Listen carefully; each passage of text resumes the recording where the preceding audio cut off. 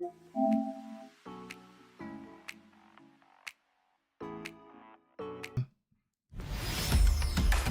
what's going on, everybody? This is episode 142 of the Blrd podcast. Tonight we have Bandito Mac. What's up? Dark Side. Yo. Green Tuner. He's muted. Oh, he's muted. Hello. Oh, there we go. I was muted. Yeah. And myself, best in the world, main character, Bay, Dark Knight, Creamcast, all the names coming to you live, guys. Well, with one person we don't have is the Ed Underground. Once again, he is missing in action. POW at this point. We don't know where he's at. He is working. He's pretty much captured. He's in the trenches. Right? Yeah, he's in the trenches of work. You know, he is a POW. DoorDash. He's in the front lines. Yeah. DoorDash. Yeah, DoorDash ain't letting him go. He was taken prisoner somehow. Yeah. Like, you're gonna work these hours. So poor Ed Underground. If you guys don't be surprised if you see him in fucking harem in Saudi Arabia. Right. That's a concubine for some rich prince that kidnapped him. Oh man. Like, oh, you're so like you're so dainty, and I love that little cutesy walk you do. Yeah. So Light to pick His up. skin is so soft. yeah, skin is so soft. Like, man, that's your real hair. You're so beautiful. It's so long, luxurious. Like, and he's busy. He's handling things as a man should. So while he's not here with us in person, you know, he is with us in spirit. And yeah. So unfortunately, we won't have him today in the episode. He might be in the chat, so that might be the silver lining in all of this. So we'll see. See. All right. Other than that, you guys doing pretty good though. You guys had a great week. Yeah, man. How about you? Yeah, pretty good so far. Pretty chill. It's been a chill week. I mean, we had Monday off, so that was nice. Nice little 3-day weekend. I'm at a point where I forget about 3-day weekends. Yeah. I just like, I literally get the notification on Friday. Everybody's like, oh, I'll see you on Tuesday. I'm like, oh, that one person's not going to be here. Like, oh, then another person's not going to be here on Tuesday. And I'm always the last person to kind of find out because I just don't care. So, man, I had a nice little 3-day weekend, and work week has been pretty chill. So I can't complain. Not at all. Nice. Yeah, absolutely. So let's go ahead and just kick off in this review. So for tonight, we're going to review Hellboy, the Cricket Man. Straight to DVD fire. No, I'm gonna say this. I was gonna say it's special, but a fire feature length film. Straight to streaming, sure. Straight to streaming. Streaming. Straight to streaming. But it is a movie, and they charge as if you went to the movie theaters. You have to buy it. You can't stream it, actually, so which is crazy. But yeah, we're gonna review Hellboy, the Cricket Man. This was brought to us by Darkside. Actually had recommended this, that we review this. I know initially we weren't going to review this because this was not a actual movie release, or we could kind of tell the quality was not there. That's what we're used to. Sci-fi channel levels of quality. Yes, Right. Yeah, absolutely. absolutely. The budget, right? I think it says it was 20 million. 20 million. Yeah, budget for 20 million, but it definitely has a. You can feel the budget. Yes, the budget. Yeah, the budget is definitely there, and I'm kind of curious of what they spent the budget on. I don't know. It was Hellboy's rubber suit, or those sick N64, maybe PS2, maybe PS1 graphics that they had. But well, the initial spider, right? The CGI spider at the beginning, right? I think that's where a lot of the budget. Yes, that was probably CG. Yes. Yeah, that whole train sequence. The train, they were like, I think they probably blew like $19 million on that train, and like shit. That's because that's what the producers sat through. That's why. So when they were when the director was showing it to the producers, they watched the first 10 minutes like, oh fuck, he spent this money really well. They're like, all right, get the fuck out of here. Don't even need to see the rest. Wrap it up. Great. Release that bitch. Yeah. Obviously you can see the drop in CG usage. Yes. That's right. Steep drop. Steep drop. Steep drop. Right. This is. I can't wait. I've never watched a movie and been like, I cannot wait till the director's cut to come out because I feel like we are missing. The director's cut? Yeah, I'm waiting for the director's cut. There were some cuts. I think the director picked up what was cut and I think he used every piece of footage that he could. Yeah, I don't think they're gonna get a second swing at this thing.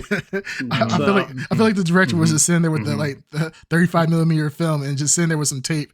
And like, all right, and you mean that's a cut. Release the Taylor cut. Right. The Taylor cut. Right. Yeah, I had to Google his name because I had no idea who's this director. Right. Yeah. Just to set it up though, right? Like, so this is different than the Del Toro films, right? So this is it's slightly not attached anyway. Slightly different. Slightly different. Yeah, I won't say slightly. How are they connected? No. I mean, in any way. It's very connected. Yeah. Very connected. Yeah. Just because he's doing Perlman's Hellboy, whoever this actor is. Yeah. Because so for this, I've been meaning to read Hellboy forever, but I never really got around to it. So since we were reviewing this movie, I'm like, fuck it, I'll read the story, and then so I read the short story and everything.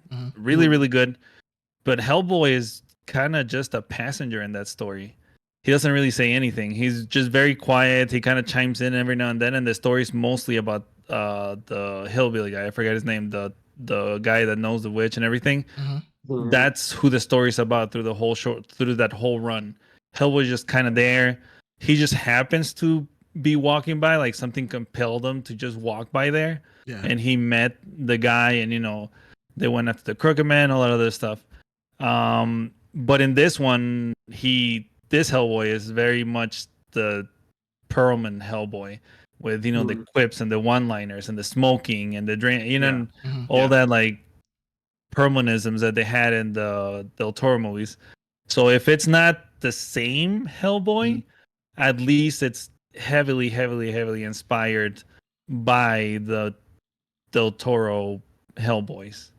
Okay. Now I did read that. I mean, I'm not a huge Hellboy like fanatic, or I'm not a huge fan of that sense. So I'm assuming Dark Side will probably chime in a little bit more, or even you, Green Tuner.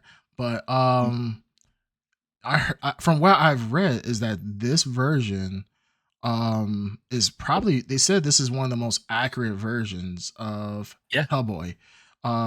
Compared, especially when compared to Perlman's Hellboy, they said like that's Guillermo del Toro-fied pretty much, while this one is a lot more true to the comic and like just Hellboy's persona, character, and everything else.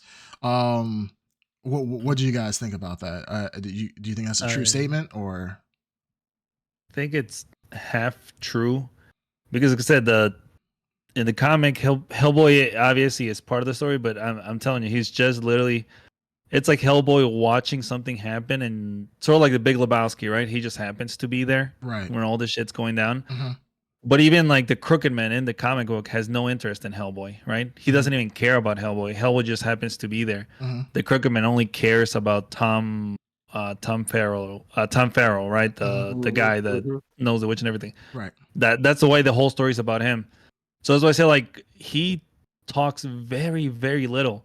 And the times he talks, he might do like a quip here and there, but he's not constantly delivering one-liners. Right. So I don't agree with that part. But this is almost a panel for panel recreation of the story. Okay. Obviously, they mixed it to turn it into a movie. Sure. But because the story is so short in the comics, like literally after the church, when he hits the Crooked Man with the shovel and the cross, in the comic books, right after that, like the next panel, they find the creature and they kill it. And that's it. The story is kind of over at that point. They had to stretch in the movie, obviously. And so, like I said, it's very, very close, but still different. But I don't know, like reading it, it was creepy reading it, right? When I was reading it before watching the movie. Reading it and actually the panels and the artwork and how it's delivered, it's a very creepy fucking story. Right. But watching it, even though it's very faithful, it's so fucking corny. Yeah, where I'm like, that's so funny. Like, yeah. so this is actually, I was so ready to shit on this movie, and reflecting on it, I was thinking to myself, like, this is what this felt like to me. Because I was gonna ask you, was this based off of a comic? I'm pretty sure it was, but I was thinking that this was what a movie would be if you just ripped a comic to put it to a movie. Like when we talk about the problems with adapting comics or like a manga or something straight to a film and to like another medium. Yeah, like it's a bitch and a half. This is an example of like how that's a terrible idea, or like how that can go wrong, where you get like this sort of paceless and super incoherent story, right? Like you don't really get a lot of what's going on unless you have a lot of background. There's so much context. I feel that it seemed like it was missing, just trying to follow along or trying to follow what was going on. Yes. So yeah, I feel like it that's a big problem with it. But at the same time, if you enjoy Hellboy, like that's why I was curious what Darkseid was thinking, because if you had a lot more context to it, like does this movie feel a lot different to you? Like did you enjoy the sort of like faithful representation basically of the comic story? Well, I haven't, or I don't remember reading the original story for what this was based on. So Okay. I know there's a lot of like, I've read a lot of Hellboy back in the day. So if this was a short, maybe I did read it because there was a lot of like short stories and one-offs and stuff in the like uh, when Hellboy was originally written, or even through the time it's been published. So I don't remember it exactly. It was kind of familiar, but I can't speak to it like Green Tuner can, where it's faithful, which is good to hear that it's faithful. Um, I think I might be in the minority here. I liked the movie. I kind of liked it. It was corny for all the reasons that we're probably going to mention. The budget is definitely very apparent. But for what, and it's basically a glorified fan film at the end of the day. But for what it Yes. is, I was very impressed with it for what it is capable of doing. Because I think I even the practical effects I liked in the movie. There's a lot of practical effects that I was kind of impressed by. Um, that when you think about what they have to do on a budget, I was kind of impressed by a few things. They stuck to a lot of shadows and darkness to kind of throw stuff around, but like stuff with the witch, specifically the witch was a real cool character, I thought, and her performer, the like actor, was really good. Hey, which In one? kind of like the The blonde hair or the brunette? the The one blonde that the blonde the blonde haired witch, the blonde the haired witch. evil one. Yeah. Yeah, the evil Okay. one, the evil one. Sorry. Yeah, her performance I thought was real good, and the kind of practical effects they used for her, I liked. So I mean, if they you can, the thing with Hellboy is you can. The reason why, for me, the story in this movie kind of works. It's not, I mean, we'll rank them. It'll fall in somewhere better than the remake that came out recently, but it's not as good as the obviously the Del Toro movies. This I agree. This was Yeah. better than the fucking Remake. The remake. Yeah, the remake. I can see that. I went back. Yeah. And looked at the stars I gave the remake. I gave it like 2 stars. And I The only gave thing I this. enjoyed about the remake was the that hellish depiction when the monsters came out. Yes, that's That's the only thing I enjoyed. Yeah, but that's aside everybody's from that, part. oh, what a fucking drag! Everybody loved that part. Everybody thought that was amazing, which I agree. Yeah. The hell scene was awesome. All the hell scenes were great, but then you got dragged back into present day, and you're like, oh man. Yeah, It's like, obviously it lacked the eye that Del Toro has for like. I think that movie was trying to. That movie was trying to do 2 things. It was trying to have the big screen like presence of the Del Toro movies, and also have like a restricted budget. So this movie kind of made a decision where like, okay, we definitely can't do that. So we're going to scale it down. And the good thing about Hellboy is that there are small scale stories you can tell that are you can execute really well. And I think I think this is a good example of that. You know what I mean? Like he's a character who's been alive a long time, so the fact that they set it in, I think it was the 50s or 60s or something, and they set it in like a rural part of America where you can't really Appalachia. tell. Appalachia, you can't Appalachia, really, buddy. Yeah. yeah. So like it's kind of like the setting, like I give them credit for the setting because it's like you can film a movie there and it fits into that like rural past. Yeah. It's You budget Uh, friendly. you It's can. very budget friendly. Yeah. I Yeah. feel like still though, even with the runtime that they had, they still weren't able to tell a successful or an interesting story, like similar to something like Supernatural, right? I feel like that Mhm. could be sort of a similar vibe, right? Mhm. Kind of like a detective story, Mhm. with supernatural elements and stuff like that. And this story didn't really it it felt super random. I mean, when Green Tuner was talking about how originally in the comic, I guess he sort of like stumbles upon the guy who then talks about the Crooked Man. Like Mhm.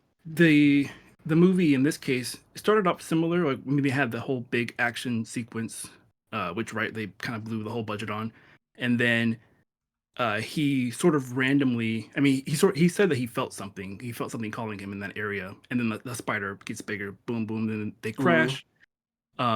And then we meet the guy, and then suddenly it's the Crooked Man, and then suddenly he's talking about. Well, sorry, they're going to go meet his ex-girlfriend, right? This other witch, the one who had no Mhm. bones.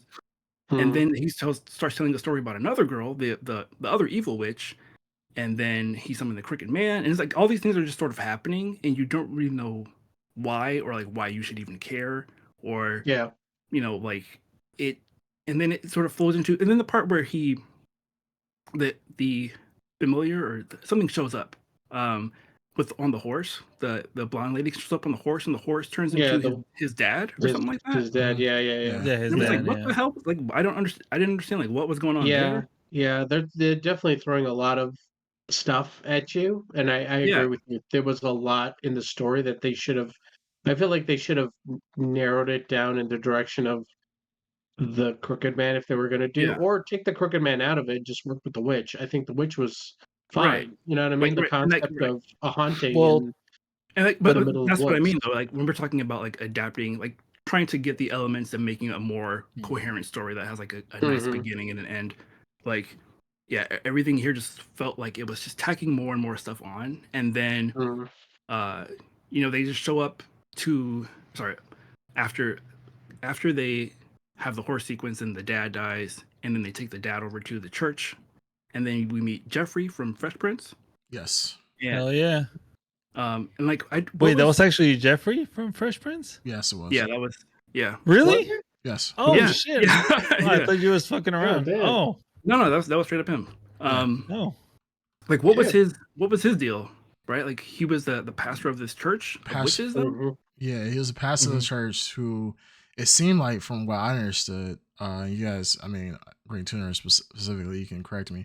It just seemed like he was just the pastor, kind of like that was his flock of people. And even though he couldn't see, he knew there was the devil around, but he was protected within the church, and he was kind of like the light for that area. And then when then eventually the devil gave him eyesight. It looked like he made the devil pretty much was trying to make tempt a deal with them. Yeah, trying to make a deal with them. It's like, I'll give you your eyesight if you just go ahead and get out of my way and let me kill these people and get that guy. Gave him the eyesight, and he stood on business. He said, all right, give me my eyesight, but I don't want this shit. Like, and eventually went blind again. But I mean, it seemed discombobulated with especially his character. I don't know. Yeah, it's discombobulated on the again seeing it on screen, but if you're actually reading it and the way, so a comic book is more than just like how they throw stuff in there. Obviously we all know that, but just like sort of explaining it. So the way that they lay out the panels is how they want you to read, right? Sometimes they'll put a really big surprising scene when you turn the page, so you're actually surprised as you're reading it, right? So there's a lot that goes into, and also how you draw things and when you place them, everything. So again, reading this story, they expect you to see all this and slowly start gaining that information, which the movie, like you said, just rushes through it. Yeah. But they do explain they explain a lot by saying very little, which is really cool. I said, like, spirit wise, like a closer movie to this Hellboy or this Hellboy story, I'm sorry, would have been like The Witch, the movie with, you know, the girl that gets seduced and, you know, the Black Pete and everything, you know, that literally is sort of more in line with the comic book, where it's like it's literally, you're just isolated out in the middle of nowhere, right? You're fighting on these like ancient spirits that have been alive for, you know, before men even stepped foot in whatever. You know, the Crooked Man really isn't the devil, but he's more of he was basically like, you know, the worst kind of human you can have. Eventually the devil's like, fine, you know, his punishment was that he took all his money away, and for every soul that the Crooked Man got the devil, he would give him a penny in order for him, penny by penny, to be complete again. And the Crooked Man's greed is what compels him to, like, you know, be like ruthless and stuff. And they also like grab and they like they play with like the aspects of like having, like, let's say you're just standing around or whatever, and then like your grandma, like the devil just decides to grab your grandma and throw her in front of you, and you know, you see your grandma's corpse on the floor and it starts like rising, and literally the Crooked Man doesn't give a shit about you or your family's emotions or anything. It's just like this evil thing that just wants more and more and more. So that's why I say, like, reading it, it's like a much cooler experience than watching it. Yeah. Right. Yeah. If this were in the hands of a more capable director that could like take things out, whatever, you know, like little, rearrange things. Would have exactly. It would have been a slow burn. It would have been a slow burn. Yeah. But I don't, you know, want a slow burn because, again, the beginning of this comic book has no train. There's no giant spider. Literally, Hellboy is just fucking walking by. You know what I mean? Yeah. That's how the story starts. Hellboy is just walking by himself too. There's no BLPD agent or whatever. She was completely added to the whole thing. So yeah, but like Darkseid said, seeing what came before this is a much better direction than what we had before. If they keep to these maybe like smaller storylines and things, maybe they can start, you know, getting better. I'm not sure. I feel like I want to say that the tone, I feel like what they were going for, I feel like I know what they were going for, and that was probably the good direction. But I mean, obviously, like, just the execution wise, just wasn't. And because I felt like a lot of the performances too were super just cheesy, like just the way that they were delivering a lot of those lines. Yeah, some of those were so corny. They were like, you know, 90s actiony. Like, hey, you know, don't you dare go, you know, whatever without me. You got it, pal. Yeah. Or like the devil can't step foot in the church around here, or just goofy stuff like that. And that's just how a lot of the dialogue came off. I think there was one part where he's just like, I grew up around witches. I wish I never met witches. Anyway, have you ever met the devil? And it's like, what? Like, what? It's like, why? I don't. Yeah. And it just flowed into just another random story, and they were just going. I don't know. Yeah, they played the southern stuff a lot. In the comic book, they also have him like super. What's that movie with rafts? With who? Squeal Like a Pig. Oh, Deliverance? Yeah, literally, that's the Hellboy thing. Is literally Deliverance people. They're not your right. I'm dead serious. Even the way they're like drawn and the way like they make their English sound, it's like ill people. Like no roads, no phones, no anything. Well, that was kind of weird with the one guy. Yeah, Tom. He just kind of came out of nowhere. That's like, once I watched that, that's why I was like, this is really random, because Hellboy goes to a random house, and then they see the boy just laid out. He's like, did you guys take him to the doctor, or you like him as a rug? And then randomly, this random guy is like, oh, hey, Tom, where have you been? I know it's been, I haven't been home in like 30 years, but I'm back. And everybody's like, oh, okay, cool, Tom. And he's like, what's wrong with that boy? And I'm just like, Dude, ain't gonna be more about explaining what. There's no, yeah. And that's like the entire time. It's just going like that, or it's like. No, that is how it is in the comics. But again, they don't explain it in the fucking movie. Where in the comics, it was like literally, this is something that has been orchestrated by the Crooked Man. There's a reason why Tom came there at that time. The only thing that wasn't in the equation was Hellboy, basically. But otherwise, everything had been planned to a T by the Crooked Man with the help of his witches. Which is crazy. But they don't tell you any of that. Like, I agree with everything you guys are saying. This story, it didn't have great transitions. It didn't, like, they didn't even do exposition at all. Like, I wish they would have been like, oh, well, so then Hellboy comes into the scene and blah. Like, they did nothing. Like, they would go from like, yeah, I'm fighting demon spiders, and the next thing you know, they're in some random new world where they're like seeing witches on fire, and that's crazy. But like, there are points of it, like, you don't have to tell me the entire story, right? You don't have to sit here and be like, okay, hold my hand, because even like the part that Bandito brought up was with the father turned into a horse, and then the chick was the main blonde witch was like, I've been pretty much she was saying, she's like, I've been fucking this horse.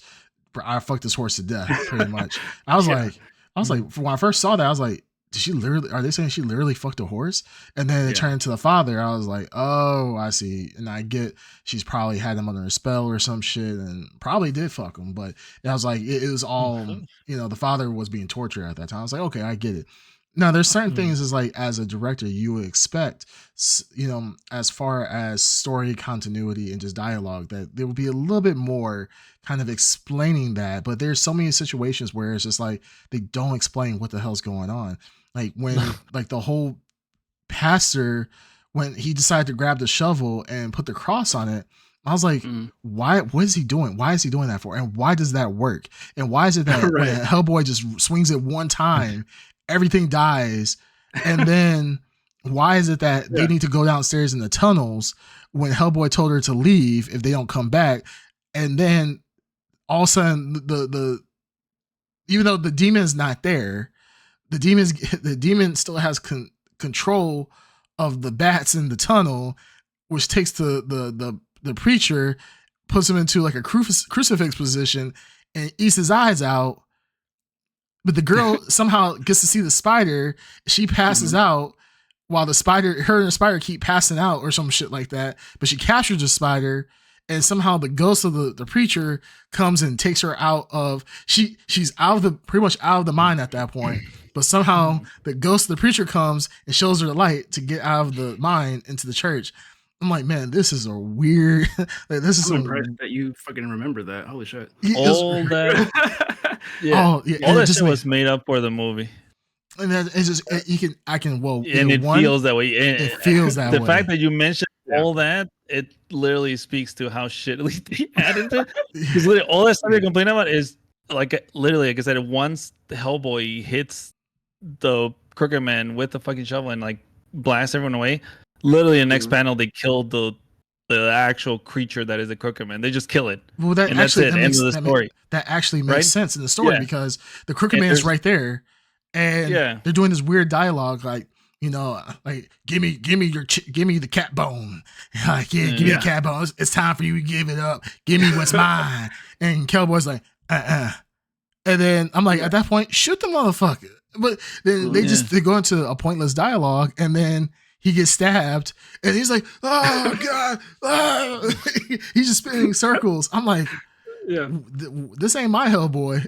Like, my Hellboy was shot first and asked questions later, but he's just spinning around and being stabbed. I'm just like, this is a little weird. And like, this is a fan movie where it seems like I said, I haven't seen the source material, but it seems like they did take almost panel for panel for what was shown in the comic, but they didn't take any liberty to fill in the blanks in between each panel. So then you get kind of a movie. They didn't do the work that is required to turn that's what they call adaptations. That's what they're not called, like, what would be the actual definition of something that's like panel to panel. You can't do panel to panel. It just won't. It looks like shit. It's horrible. Well, the thing is, when they do as we just witnessed, when comic book panels are done fluidly from panel to panel, what you have is a 40 comic book run, 40 chapter or whatever they call it,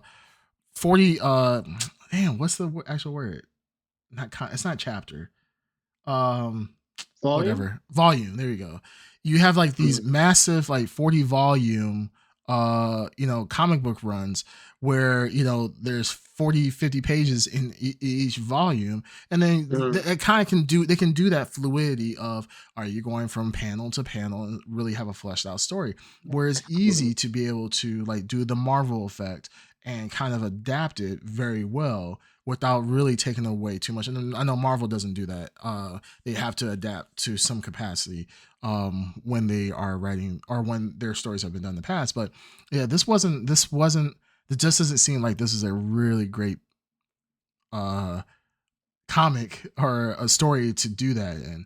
This could have been, it seems like an hour-long special, maybe even 40 minutes, which would have been a great introduction if they would compress it down, talking about Hellboy, where this could have fit nicely in between Hellboy 1, where they tell a story about how Hellboy was first found and how he came into the world, to like the end of Hellboy, or the main story of Hellboy 1, where you get to get caught up in modern times. This could have been a cool little like, hey, we're gonna be in that universe, but here's a quick introduction of what Hellboy is. And I've been like, okay, that's kind of cool. But this, the fact that they made it into a feature-length film is what kind of, I think it came to the detriment of this. And the acting, I can get past the acting, because honestly, the acting wasn't too horrible. Fine. It wasn't horrible. Yeah, it wasn't horrible. It was just has to be for rights, right?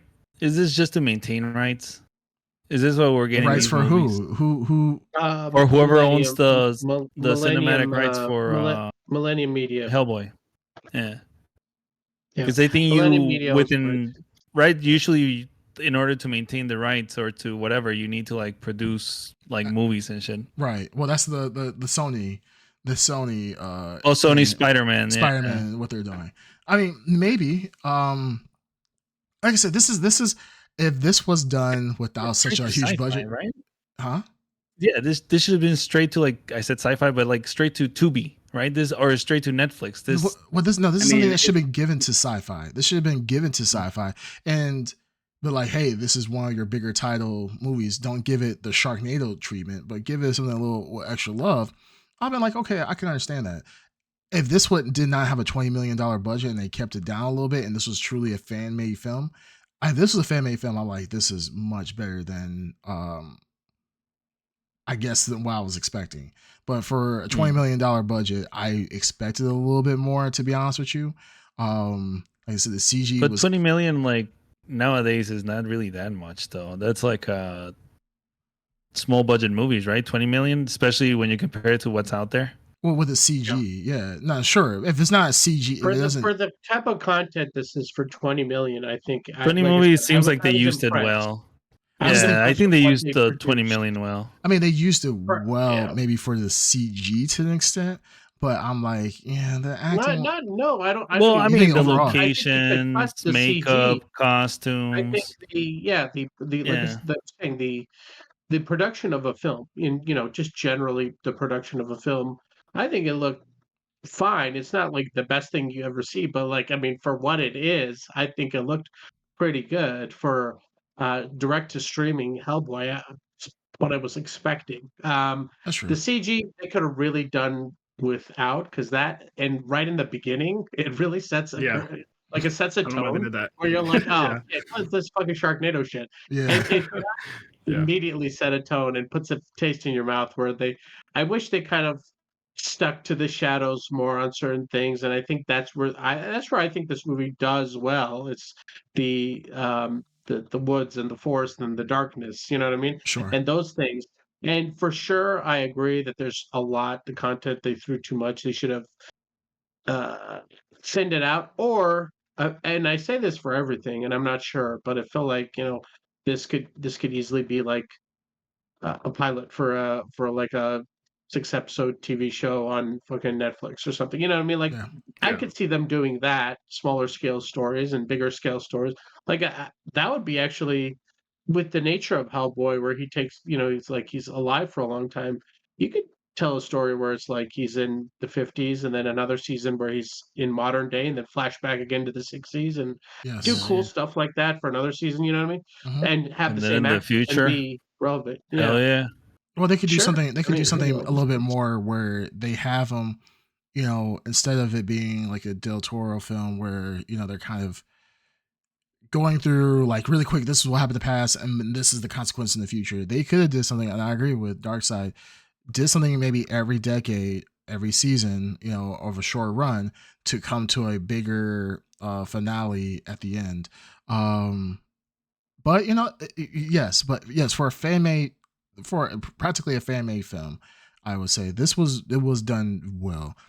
I think it needs a lot more polish. It needs a lot more polish in the transitions and in the cuts that they had and so forth. And overall, It like this wasn't bad. I honestly, The if fact that we can say, the fact that we can say and all agree that this was better than the last reboot that came out in the yeah, theater, yes, um, yeah.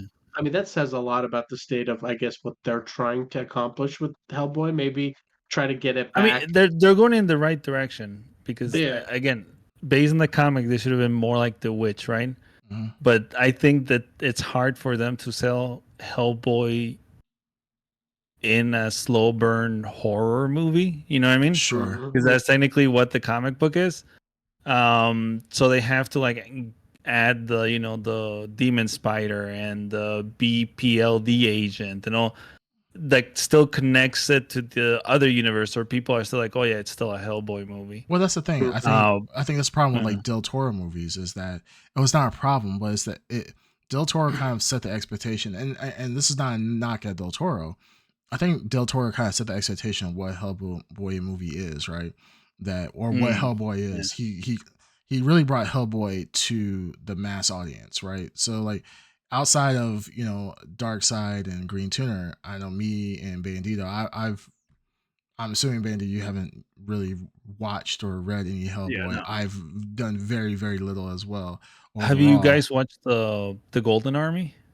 Yes. Yeah. Bandito, have you watched the second Hellboy movie? I haven't watched any other Hellboy movies. I mean, if you gotta watch one, watch the second one. I watched them. Well done. Probably like maybe within the last year. I forgot how beautiful that movie is and how creative, like the elf guys with all the crazy shit on them and everything. Like practical effects too. Practical, they're like the big mechs that are sort of like balls and turn into like different. It's like gorgeous movie. And then you can see right. I was like, obviously, literally, he set the standard for what a Hellboy movie should be. Yeah. And unfortunately, Hellboy is not Batman. Hellboy is not Superman. You know what I mean? Right. And really, it's not horror either. And that's the thing. Like this one was leaning heavy into the horror, which I loved. No, that's what I'm saying. I'm talking about like Del Toro didn't lean on the cinematic. His was action. It didn't lean too much. Del Toro was definitely leaned into the fantastic aspect. But that's the cool thing about Hellboy in the comic books. There's stories that are sci-fi. There's stories that are suspense. They're straight up just a detective murder mystery. Nothing crazy about it. There are like Hellboy is like, because he's been alive so long, they show you that he runs everything. Like he's run across everything in his life. And there are good stories to be told with him. And there are like super small scale stories of, you can't even make a short movie out of it. And there are like big bombastic Del Toro level movies. So it's like, that's why I think Hellboy, that's why when I saw this concept for this movie, I was like, okay, it fits for me in that, like, you could tell these stories, and I kind of want smaller scale stories. And I think we say that a lot when we talk about the MCU and the DCU. We want smaller scale stories. It doesn't need to be like the universe is at stake or the world is at stake. They're more relatable. Yes. They're more relatable. You can only watch so many like world-ending events before you're like, eh. Well, that's what I was saying. That's what I was saying with Del Toro. He kind of helped out. He brought Hellboy to the masses and kind of shaped what people would expect of Hellboy. And it's kind of hard. I could see why a lot of people would not like this one, because I mean, think about it. Imagine having like the Batman where you have or him being all like Batman anime series, and then you go straight to the Batman with I've wanted a Batman horror movie for so long, or something, but like actual horror, not the. Well, that's what I'm saying. It's like, but if you have one idea of it and you think of the masses of how they look at it, this is a huge departure from what they're used to. Now I understand, like, you comic book guys who know about the lore of Hellboy would be like, okay, this feels just right at home. But you gotta understand, for like the average consumer who's seen Hellboy and liked the series, there's a particular a draw to it that will draw in, I will say, mass audiences. And this is a little bit of a harder pill to swallow, even though in the horror genre, I think this will be a very hard pill for a lot of people to swallow and be comfortable with. But horror is usually like budget friendly. That's why everybody makes horror. Yeah, right? You don't see a horror one that's like $100 million. We spent $200 million. Like, yeah, if you do that. Yeah, when you see horror with a giant budget, you're like, oh no. Yeah, there's very few movies that can pull that off. So no, I mean, ultimately, I think this is good. I overall I enjoyed it, but it was very chaotic. This is like the minimal level of enjoy, I would say. Very chaotic. I'm not surprised. I'm glad that we're kind of all on the same page with this to an extent. Because I felt like I was missing something. I'm not gonna lie. While I was watching this, I'm like, there was a couple times I had to go back. I'm like, did I just black out or something? Like, I don't. No, the movie does a horrible job of translating it into a movie. Yeah, absolutely. For sure. Yeah. Really quick, we got some comments from the Ed Underground. Oh Lord, he says, "Oh Hellboy, barfs him mouth." I'm pretty sure Ed probably didn't watch it, to be honest with you. He said, Darkseid, you picked this. He's asking us if we like the pain. He said, because this was painfully dreadful, straight to DVD energy in the Walmart clearance section. Even the DVD man doesn't want this. I mean, first, I am not convinced that the Ed Underground saw it. One. Two, I mean, hey, he's entitled to his pain. So, I mean, that's respectable. All right, you guys. Yeah. Do you guys have any other comments or anything else you guys want to discuss about Hellboy and the Crooked Man? Darkseid. Anything additional? No. Usually you're our go-to comic book guy. Yeah. I mean, like, I would say, like, overall, that aspect of it is disappointing that it's not as coherent. I will agree with you. But like I said, what impressed me was that they were able to deliver something that had, like, I really was impressed with the practical effects. I don't know why, but I really like the practical effects, even though, like, the Hellboy makeup was surprisingly competent. You're right, Darkseid. It was surprisingly competent. The only time it sucked when I don't know if you guys ever noticed, if he turns his head. Yes, sometimes that's the thing. You see the rubber collapse. You would have to look for it. Yeah. But overall, you're right. It was very competent. For sure. But yeah, no, the like I said, the spider in the train, it's just they put it in at the wrong time. And better CG, better artists could like hide that shit in darkness. Like I don't know, like like even a more seasoned director, I guess. I don't know this guy who's his prior work is, but like if a director that works with CG and knows they're going to rely on CG and doesn't have the budget, a lot of good directors like use shadow and light and like give direction into how to animate stuff, and you can't tell. But what the spider was coming at you, you were right. There was like some PS2 cutscene graphics at times. It had a loading screen. So, yeah, it was for sure loading screen stuff. Even when it was scrambling around in the forest. But actually, you know what? So like the setting, the Hellboy itself, like the witch and ghost story, I really like. So, but I still stand by it. This director actually has a very strange history. So he directed Crank. Okay, I did Crank. He's one of the brothers. He used a synonym though. He directed as Taylor for some reason. He didn't use his name. Yeah, or his full name. Neveldine and Taylor. Neveldine and Taylor. There was 2 people for Crank. I remember There that. you go. So you know who it is. And then Crank Yeah. High Voltage. Yeah, He directed. that I have too. Yep. Yeah. He directed Gamer. Remember that one? Yes. All of these are as Taylor. No, Damn. no, you missed the most important one though. Which one? I'm going up the list. Ghost Which one? Rider. Spirit that's of the Vengeance. next one after Gamer. Yeah, Yeah. Ghost Rider, Spirit of Vengeance. Yeah. So that is quite surprising. I like Spirit of Vengeance, and it is chaotic. I like Spirit of Vengeance. Just like this movie, it is chaotic too. Yes. And now that you mention Crank, all of these movies are super like unhinged, and like the characters are like you don't know what's going on half the time. It's like a million things coming at you. Yeah, but the thing is, at least in the other ones, you could still follow it though. I don't think I got lost watching Crank or Ghost Rider Spirit of Vengeance. Yeah. Yeah, but I think he was doing a lot less cocaine in this one when he was making it. He was so coke was easing his writing. Damn. Yeah. Well, someone get him on the yayo back. Hey, it's an epidemic in the country. What are you gonna do? And reality is, I mean, there's some people that under the influence they do better work. So I can't really speak on that, but I mean overall he has some films that are, I'll say well known, but they are known. So I mean, so it's not like he's not like very original. I'll give him that though. Crank 2 and Spirit of Vengeance, like very unique. I'm actually surprised this is the same.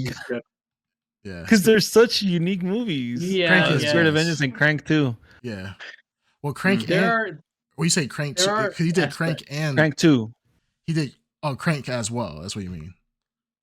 Oh no, Crank number 2. Sorry. Oh no, he's done the second Crank movie. He did Crank and Crank 2. And Crank 2. Yeah, the second one is like really, really out there. I really liked it. It has a lot of like that weird, frenetic, crazy. Yeah, it is crazy. Mixed media. It's like all over the damn place. It's pretty fun. Yeah, I haven't seen the second one. I remember the first one, and I know a lot of people did like Crank, the original one, because it was kind of out there. It was kind of different at the time. So that guy directed this. So yeah. And I'm looking at even budgets for like Crank, 12 million. So he's in the lower budgets. Like this is not the man that you give $100 million to and trust him. You gotta start out small. No, they give him $5 million too many. It's gonna be a lot. They give him $5 million too many. Yeah, right. he had access to too much cocaine. That's what happened. There's gonna be a line item. There's gonna be discretionary budget. And it's like don't ask questions. 19.9999999 million discretionary budget. Discretionary budget. Don't ask questions. $10 to the spider CG. Yeah, it's like don't. It's like don't ask questions. Don't ask for a receipt or anything like that. Also, he did Midnight Train, the Midnight Meat Train. I really like that movie, by the way. No, did he do it? What? No, I really like that movie. He was. I think he might have been a writer on it. It says it has his name on it. It says Brian Taylor. That was such a good movie. I don't know. I rewatched it probably like last 6 months or so. It's so fucking good. I forgot how good it is. Yeah, I liked it. Actually, he might not be. He might. I don't know where he's given credits for on this. They just put it under his name, but I don't see him anywhere. So never mind. Maybe he's not part of it. I was like, maybe that's a little too good. I really love that movie. Yeah, I was like, man, he just has bangers. Yeah, right. So, Darkside, I know you were talking. Sorry, we keep interrupting you. Anything else? No. No, nothing else. Nothing else. All right, cool. I'm ready for Blurry here. All right, let's go ahead. All righty. You guys want to do some blurries? Sure. All right, let's go. Sure. I'll give. Oh, go ahead. Let me kick it off so that you can. Yeah. Let's get my bad scores out. I would give this a 4. This is a 4. Overall, not super horrible. It was decent. The cuts. If I'm looking at this not just from my opinion, but any average viewer, the cuts are just there's not enough explained in this, and the cuts are kind of just don't make sense. Like, once again, you're introducing characters with very little introduction. I mean, as you're going to a different medium, you gotta take the ink off of the comic book pages and those panels, and flesh them out a little bit more, give them a little bit more color. In live action. So yeah, ask yourself, if I was watching this for the first time, would I be confused? Yes. Anybody who watches this for the first time, let's say you've never seen a Hellboy in your life, you will be like, what the fuck is this? This is a movie that you would need to be under the influence to, like, in your mind, well, while you're blacking out or you're zoning out, you'd be like, oh shit, you just think it's you that's zoning out in between these cuts, and it's really just the movie. So yeah, 4. That's my Blurry. Yeah, that was my same score. It's just a mess. Like, if it were divorced from the IP and just like a detective movie or something like that, it would still be an incoherent, just babbling. It doesn't make any sense, unfortunately. And so, yeah, like, I think only for diehard fans. If you're like a diehard fan, I think this is definitely for you. Like, you should definitely check it out. But like you're saying, if you've never seen the material before, not familiar with it, definitely do not start here. Absolutely. Because it won't make sense. Fair. Green Junior, do you want to? Oh, all right, me. Yeah. All right, this one I'll give a 6. Also, I'm helped by the fact that I read the comic first, so I was able to follow things. I'm pretty sure if I had not read it, I would probably be in there with Cream and Mac, because I don't think I would have picked up a lot of stuff. And also the addition of all that other stuff at the end was kind of pointless. But I admire what they did with such a small budget. And it, as soon as Darkseid said the last movie, I started thinking, like, yeah, this is somehow much better than the last movie, which a much smaller budget, which is impressive. So I'll give it a 6. I wish, Darkseid, do you remember the scores that we gave for that? Or no, I only know because I put in the letterbox, and that's like, let's look it up. It's something I watch me give it a 10. I'm like, 10 years. I don't even know if we reviewed it on the podcast. I don't remember. I don't think we reviewed it. I don't think we did. I don't know if we did, but like I said, I translated out of a 5-point scale. I gave it a 2. And I remember it being a drag. I just didn't remember because initially I gave this like a 3 out of 5, which, the reason I wanted Green Tuner to go first is because I assumed I would be giving it the highest score. But I'm also at a 6 with Green Tuner for all the same reasons. I think I talked about it. I'm impressed with what it was capable of doing, and it tried to bite off a little too much, but for what it did, I'm really impressed by it, and I kind of want them to do more. And the guy who played Hellboy, decent. He's anyone who goes into that role, you're immediately compared to Perlman. I mean, Perlman is so good in it, but like he wasn't bad. And for the fact that you got to consider I think it was 59. 1959. Hellboy is like, I mean, he's younger, so like, I mean, it kind of fits. Like, he's not a big bulking guy yet. He's kind of still like wisecracking younger version of himself. So I like it in the role. Channeling more like you said, the Hellboy we know. Whereas the previous one, I'm assuming, were they trying to do their own Hellboy interpretation? Was that what he was trying to do? Bro, I don't even remember anything about that. Because it seemed like very separate. I can't even remember. I can't even remember what kind of Hellboy he was portraying, but I know it wasn't recognizable. At least with this one, like I said, it was like I remember David Harbour very inspired did by a Perlman. decent job as Hellboy. The movies would let us down. I think he was fine. I don't think I enjoyed him as Hellboy, to be honest. I don't know what his energy. I think his energy was a little bit different than Perlman, and I don't know what he was trying to do. But he definitely tried to do his own spin on Hellboy. I know a lot of people weren't really feeling him. And I mean, part of it is it his fault? Not necessarily, mainly. No, you're coming behind offered the role. Yeah, to be Hellboy. Yeah. I think a lot of people coming after Perlman, like we said, coming after Perlman is almost like a death sentence. I mean, I think he did. David Harbour did. I think he did a decent job. It was just not a great movie. It was just the movie was in of itself was bad. So I don't think, no matter how well he acted, I don't know, even if the Perlman was in there himself. It would have been a hot mess. Yeah, it would have been a hot mess all the same. So that was just a poor movie all around. I got a bounce, boys, so I will catch you later. I'm only doing a half episode, so this is the episode. This is the episode. Yeah. Yikes. All right. Well, but I literally gotta go, so I will. All right. I'll blur y'all later. Wait, hold on. We're literally about to exit out right now. Okay. All right. You guys have anything else, really quick? No. No. We have to leave. Cool.